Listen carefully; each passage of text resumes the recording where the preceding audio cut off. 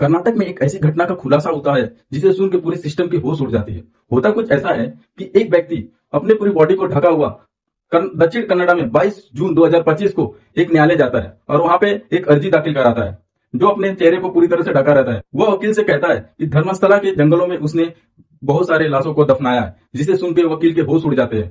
वकील कहते हैं कि अभी तक आपने पुलिस कंप्लेन क्यों नहीं कराई?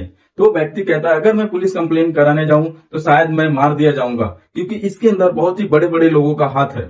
वकील एक अर्जी दाखिल करके इसके ऊपर एक एफआईआर दर्ज कराते हैं। इसके बाद उस व्यक्ति को कोर्ट में पेशी किया जाता है। तो वह व्यक्ति बताता है कि 1998 से लेकर 2014 तक वह धर्मशाला के मंदिरों में एज ए सफाई कर्मी काम करता था। एक दिन उनका एक सुपरवाइजर आता है और एक डेड बॉडी देता है और कहता है कि इसे दफना दो।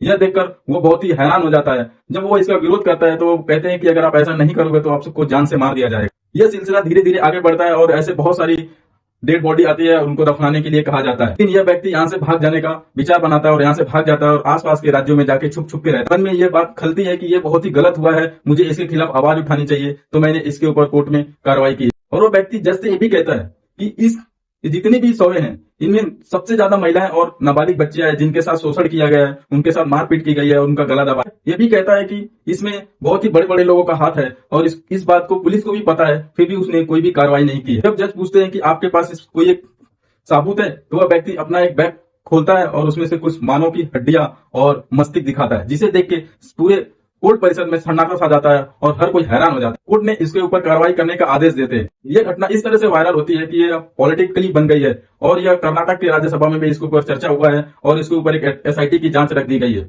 अभी तक व्यक्ति के बताए गए जगहों पे एसआईटी ने कुछ जगहों से मानव शरीर की हड्डियां और दस्तावेज प्राप्त किए हैं। कहीं न कहीं इसके बातों में सच्चाई जरूर है और इसके बातों को पूरी तरह से झुठलाया नहीं जा सकता। यह मामला सिर्फ एक घटना नहीं है, सवालों की गूंज है। न्याय, सत्य और विश्वास पर कमेंट करें और शेयर करें और अगले अपडेट के लिए सब्सक्राइब करें।